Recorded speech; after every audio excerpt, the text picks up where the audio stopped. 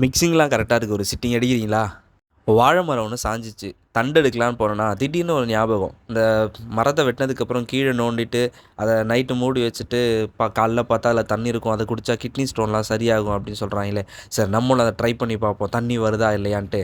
அப்படியே மரத்தை உட்காந்து நோண்டிட்டு இலையை போட்டு மூட்டு வந்துட்டேன். பொறுத்து இருந்து காலைல பார்ப்போம். நைட்டு வாழை மரம் நோண்டணும்ல, தண்ணி இருக்கான்னு பார்க்க போகிறோம்.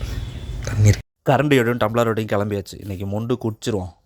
தண்ணி இருக்குமா இருக்காதோன்ற சந்தேகத்தோடு தான் திறந்துட்டே இருந்தேன். பார்த்தா உண்மையாகவே தண்ணி இருக்குது.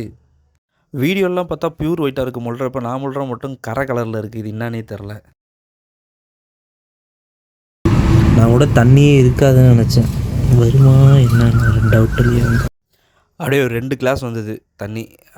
பரவாயில்ல, ஓகே, வந்த வரைக்கும் சந்தோஷம்னு காலையில் அப்படியே கடகடன்னு ஒரு கல்ப்பாக அடித்தாச்சு. ஸோ நீங்களும் இந்த மாதிரி இருந்தால் குடிங்க. ஓகே சில குட்டீஸ், நெக்ஸ்ட் வீடியோவில் பார்க்கலாம். டாடா.